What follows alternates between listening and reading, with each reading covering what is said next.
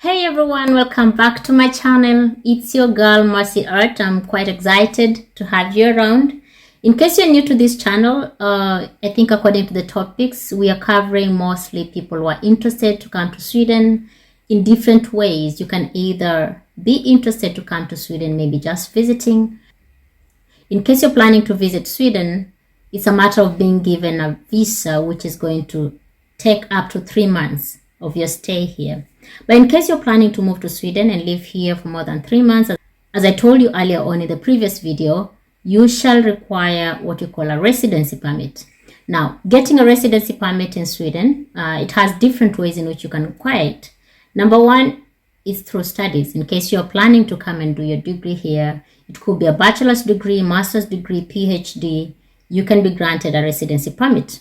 In case you want to be a researcher, you can as well be granted a residency permit. In case you want to move to a relative here, you can be granted a residency permit. And the last part, which is our area of interest, that is moving to Sweden through work. Now, in my previous video, I covered work permit application and specifically the residency permit application. And I think if you watch my previous video, you will realize that the residency permit application, once you apply it in your embassy, you will get it, and it's the same permit that kind of stipulates the work that you're doing here. Okay, without further ado, today is a continuation of the previous videos I told you earlier on. There are some few things that I have not elaborated. The first thing, I got around 2-3 questions, people asking me, how much time should I wait?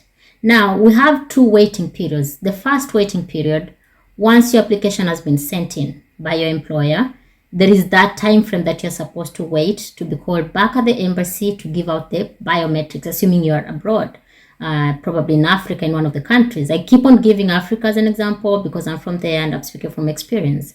So you shall be given probably within 2 months or 1 month, depending with your case, as I told you earlier on. You will be called to the embassy or the consulate. You issue your biometrics. That means they're going to take your fingerprints. They're going to photograph you, and you have to show your passport. And I keep on repeating, whenever you're going there, you also have to put in mind, in case you're moving to Sweden with your family, you must also go with your family. In case you have kids that are below 5 years old, all you have to do is to carry the passports with you during the time you're visiting the embassy. Okay, now, putting that aside, the moment you issue your biometrics, according to the migrations agency here in Sweden, they actually say that you're given a waiting period of at least 4 weeks. So basically, we are talking about 1 strict month. In case, let's say, for example, your residency permit has not been ready, or rather you have not been called to pick your residency permit within 1 month, you don't need to worry because there are different cases. And personally, mine took 1.5 months after the biometrics issuing, because you notice sometimes it can be really challenging because probably you've already set your mind, you've done the biometrics, all you're waiting to do is probably travel. Sometimes if it takes more than 1 month, don't be alarmed. You just need to be patient. I know sometimes it can be really, really hard to have the patience, but then just know it's normal sometimes to delay depending on your case. Probably there are some complications that they really need to verify. So just bear with them, And sometimes that's the good thing about visiting the embassy. You can always make a follow-up, call them or call your employer, depending with the means in which you actually prefer. Now, putting that aside, for this video, I took so long to start off. But in this video, we're looking into now that you've actually received your residency permit. And as I told you earlier on the previous video, the residency permit, basically you're given also a card. This card, the residency permit card, now actually indicates also your work permit, Now, there are a few things I need to elaborate. When it comes to your residency permit card, it's actually tied to your work, or rather it's tied to your employer. That means moving forward, in case you get that residency permit card, you cannot come to Sweden and change your mind that now you don't want to work at that place. You have to inform the migration agency because it's against the rules. Even if you want to change the jobs, for example, it's within 1 month, 2 weeks, you want to change your employer, you must send in another application because basically that card specifies the kind of occupation you are into. It specifies the role you are into. So basically, when you come to Sweden, you have to stick with that. If you're changing employment, let's say, for example, you're deciding to resign, you have to inform the migration agency. In case you got another job, another offer, and you feel like, okay, now that this job brought me to Sweden, but I want to move to point B, you must also inform the migration agency. That's just a by the way. Okay, now we're still in your country. For example, you are in Tanzania, Kenya, South Africa, Nigeria, whichever country you are in. You have already received your residency permit card. Now, there are many things you need to put into consideration. The first thing that you need to do, of course, you have to try your best to go and get a police clearance certificate. Just in case your job did not require you to produce, that does not mean that you not need it. Trust me, you can imagine a scenario whereby you have landed in Sweden. In one way or another, even at the migration border, they ask for a police clearance certificate. What will you do? So basically, these are some of the things that you have to really jot down and just make sure you have them, whether you've been asked for them or not. Now, I'll give Kenya as an example. Getting a police clearance certificate, you have to go to your e-citizen account under the criminal, the DCI, the Directorate of Criminal Investigation. Within that site, you are supposed to book for an appointment and you pay around 1,000 Kenya shillings, Once you pay for that, you shall go there and have your fingerprints taken. Just to get to have your fingerprints taken by the DCI, they will give you the police clearance certificate after, let's say, 2 weeks or 3 weeks. So basically, the moment you get your residency permit, just in case you don't have a police clearance certificate, go and have one. I don't know about the other countries, but most of the examples I think I'll be using from Kenya because I'm a Kenyan. Okay, now that you have your police clearance certificate, check out for your flight. Yeah. Now we have different sites in which you can check for your flight tickets. Personally, I like using Momondo. I'm not promoting them per se, but I just think it's a site that I can recommend. Reason why I use Momondo is because they try to compare different airlines and give you the cheapest option. I'm talking about the people who are into saving some money. I'm not rich enough to do that, but in case you don't mind, issues concerning spending, it's not a must you follow the advice I'm giving you. So you can check out Momondo, you can check out mytrip.com, you can check out TravelStart. They really have very good options. And the good thing is they are very good in communication. You've seen sometimes you book for a flight and there is a delay or something has happened. You just don't know whom to talk to. Either that, or you can go directly to the airline that you want to book. If you want to use Etihad, Qatar, Emirates, KLM, depending, Air France, depending, or Turkish Airlines, depending on the kind of airline you prefer, you can actually book directly. Personally, I like Momondo so much. It compares and contrasts and I get some of the best discounts there. Now that you're booking for the flight tickets, there are also a few things you need to put into consideration. Think about the baggage rules. In case you're coming to Sweden just alone as a person, you have to really be careful on the kind of things that you're packing, So packing is something that I think it should be another topic of another day, but just a quick point out is that whenever you're packing to move to Sweden, remember the kind of clothing that you put. Number one, try your best not to bother yourself packing for winter clothes because chances are the things we use in Africa may not really help you here. A jacket, for example, a jacket that you've been using in Africa or in Kenya, once you come with it here, it may not really help you so much in terms of keeping you warm during winter because we think they are warm enough in Africa, but then you come here, it's negative 10 degrees, you're freezing to death. So you have to really think about that.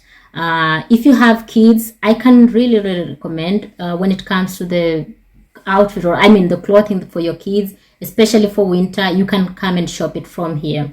Same thing with things such as shoes, the kind of shoes we use in Africa, they are good, yes, here, but then there is just a difference in terms of how efficient and convenient they will be because there are some pair of boots I bought in Kenya. I thought they were very good, but when I came here, the moment I started using them during winter and it was all snowy, they just didn't have any form of insulation. Trust me, my feet were getting frozen. I could not even feel my feet because the kind of shoes that are being used in Africa, they really don't think so much about insulation purposes, So those may really help you here, maybe during summer or autumn or maybe spring or something when it's a little bit warm. But when it comes to the time, especially late autumn and winter, trust me, that will not help you. So think about the shoes, clothing. I know in Kenya, especially, we are so much used to buying affordable clothing, some of them from the thrift stores. And let me say it's very cheap when it comes to buying clothing there. But here in Sweden, clothing is different price. I don't want to really alarm you, but personally, especially when you're moving to a new country, you must also think about how to save some money. Okay, now that will be another section which I'll be tackling about. About packing also, think about things that you really prefer using. Things such as spices, like in Kenya, we're so much used to Royco, the masalas, and all these spices that you're going to use for seasoning for your food. Just something, a taste from home. I think it will really help. Tea leaves, ketepa, try to carry some of those, coffee. That is for the people who are into trying to have a touch of what they're used to from home. But in case you really don't mind, then it's not a big deal. Okay, putting that aside, also things concerning medicine. Let's say, for example, you have some special type of painkillers that you use back home. What we use, or rather what we buy over the counter in Kenya, may actually not be possible here in Sweden. When you come here in Sweden, there's a possibility that the drug that you want, you will need to have a doctor's prescription.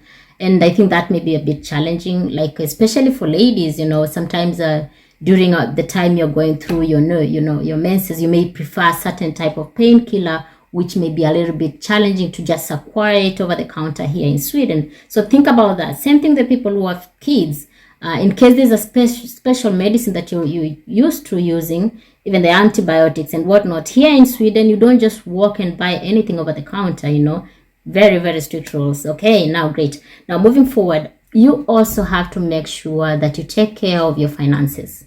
One thing I learned about relocation, you have to be prepared. I'm not scaring you, but trust me, you must have some good savings. It's not a must for you to be a billionaire or whatnot, but just try your best to make sure that you have good finances that can take care of your bills within, let's say, even 3 months or 4 months without getting anything. There is a reason why I'm saying 3 months or so. It's because when you come to Sweden, your employer will not just start paying you through your normal bank account from home. No, you must be paid through a bank account in Sweden. And it's a process to get the bank account. First things first, the residency card that you got from Kenya, that is not a form of identification. That is just a permit for you to live in Sweden, just to say this person can live in Sweden for more than 3 months. So through the residency card permit, once you come here, you are supposed to register from, there is an agency called the Skatteverket. So basically it is a revenue tax agency in Sweden that provides a special number called the personal number. It's equivalent to what we refer to the social security number. And it's basically the number is composed of the year in which you're born, the month, and the date, and 4 special numbers. So this social security number called the person number, you must get it through the agency. And you don't get it in one day, because also this Skatteverket agency, you must book for an appointment. Okay. Also, when booking for an appointment, it depends on how many people have booked. The good thing is the agency has many different branches in different parts of Stockholm, different parts of Sweden, in which you check online and you actually book for an appointment. Then once you go there, you're supposed to give your employment contract, all the particulars, and then you wait. Sometimes it can take even 2-3 weeks. Mine took 1 week, because the agency in which I went to, it was not as busy. So you have to also be interactive with people. They can give you advice on the best agency branch that you can use, because we have the ones that are very, very busy, extremely busy. Those ones you can wait for longer periods of time. So mine took 1 week, and the moment you get your your person number, you are supposed to go back again and apply for the Swedish national identity card.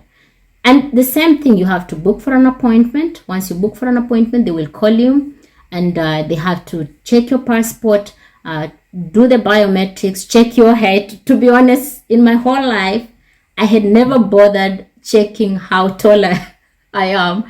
I remember it was really funny when I went to do the biometrics and getting my head checked and everything at the scatter market. And there was this guy who was telling me you have to lean on the backside. I mean, how do you call it? You have to lean on the wall so that you're straight enough for them to get your height. And we all know we Africans are endowed, right? So I was actually trying to lean at the back like this, and my back could not go. So it was so ridiculous because he kept on saying, you have to be straight. I'm like, in my mind, like, dude, I'm an African. I cannot just be straight and flat at the back. Okay. I was just pulling your leg, guys. So now it was really, really ridiculous. I had my head checked, or rather taken, and then that was the first time I knew how tall am I, because I'd never done that. I remember I did that back then when I was doing my application for the passport, but I think they did not even measure me. They just asked me, how tall are you? And then I guessed a number. I think I said 157 or something. I think I'm shorter than that, but it was really hilarious. Okay, story for another day. So they took the height, the photographing of, my facial features and everything. It's almost like a mugshot or something, because the guy took the photograph front, and it kept on doing that for almost 3 times until he got the best shot.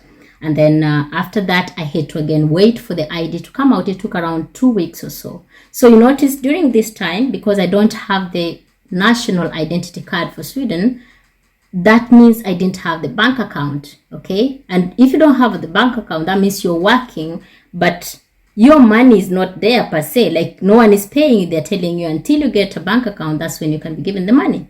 Because in most cases, the employers will give you a check, but where do you take the check? You cannot bank it with your local bank account. So that is just something you have to put in mind. So the moment I got the ID, one thing you have to know, go directly and identify the bank that you want to use.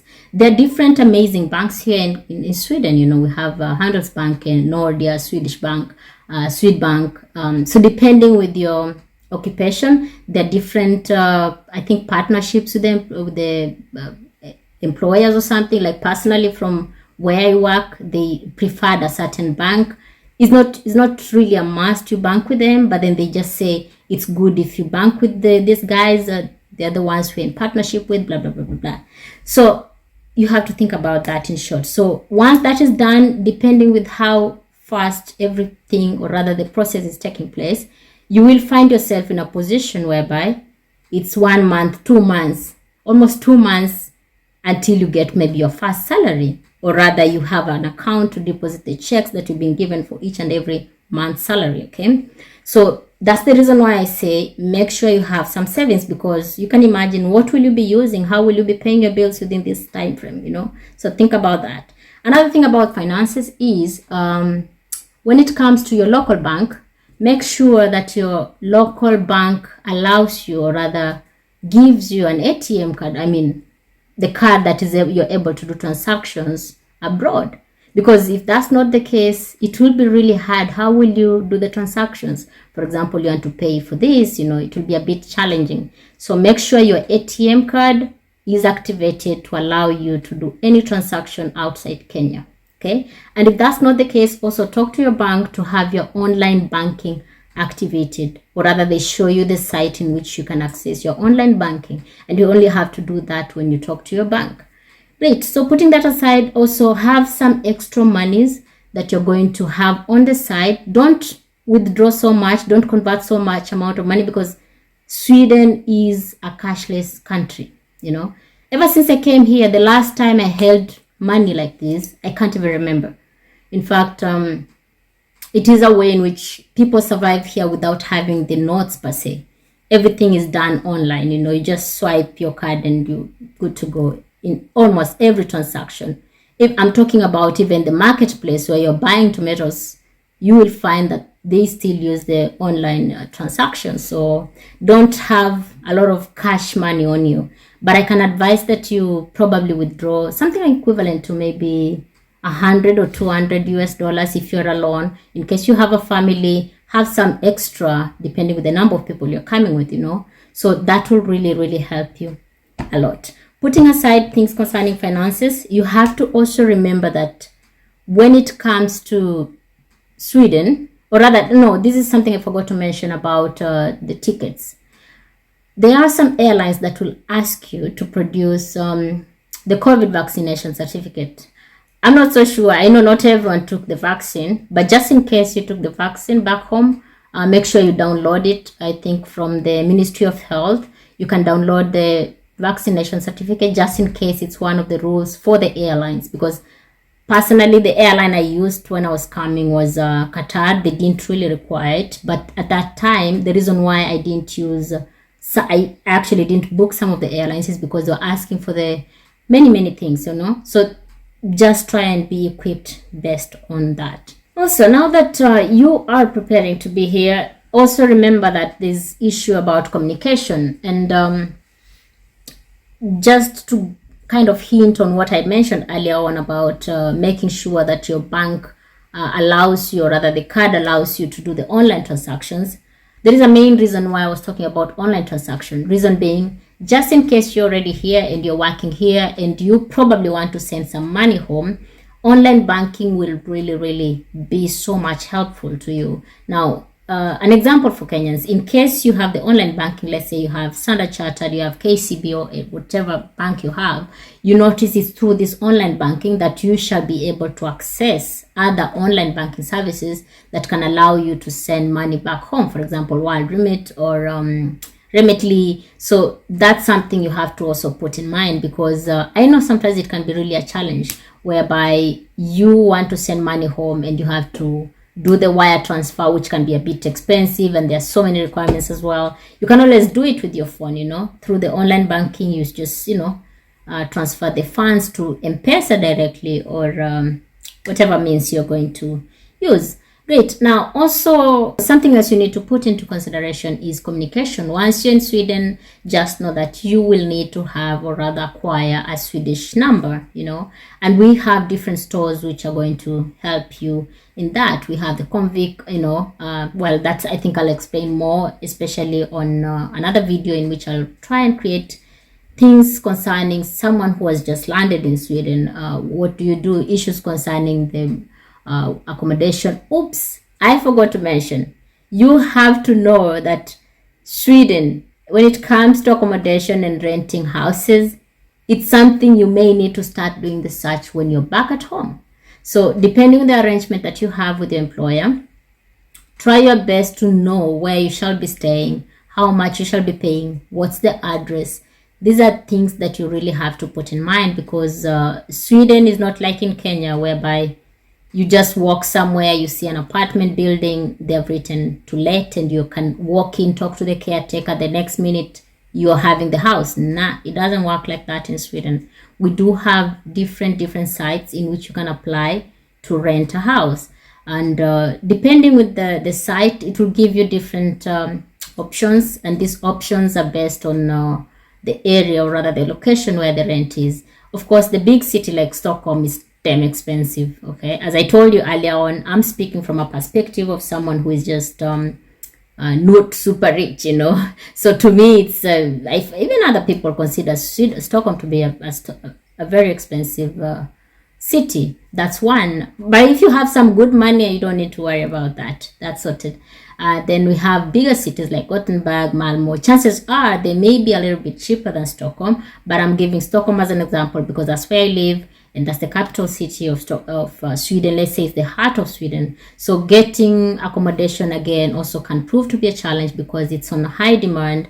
And we're talking about different housings that you may think how do you put it? We talk about different housing that you may find to be extremely expensive. It's because there's lots of demand on them. And that's the reason why also the amount has to go really high. So you have to think about the accommodation well in advance. Trust me, the moment you have that residency permit card, you have to really start searching on where you shall stay. And this applies to also the people who are coming to Sweden through study, whichever arrangement you have, always put that into consideration. And I think later on, I'm going to give some suggestions on the different sites that you can start checking once you're there. So now, basically, you have to also remember that you are coming to a country that is, sometimes people keep on saying that the Swedes are reserved or they are this. No, it's just the culture in which people try to mind their business. people try to respect each other's spaces, so you will come in and have this culture shock probably of people not talking to anyone. In Africa, sometimes you can meet someone on the way in the bus or whichever place, and you can start a conversation. Here it's the opposite. People just mind their business. They respect each other's spaces, and I know it will be a bit awkward when you're coming in for the first time and experiencing this, but just know it's the culture of not minding people's business. Yeah, it has got nothing to do with you. It has got nothing to do with being cold per se. However, it has got a lot to do with the respect of the space. So ladies and gentlemen, those are the things, or rather the tips you need to have in hand when it comes to preparation to relocate, to come and live in Sweden. And just in case you have any question, anything that I was not clear about in this particular video, feel free to comment on the comment section. I will deeply appreciate.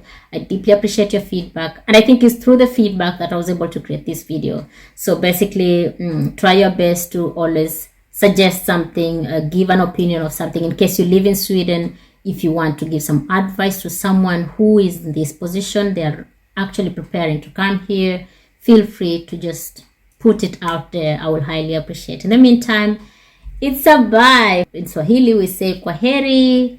In Swedish, hej då, everyone. Cheers. Bye. Mwah.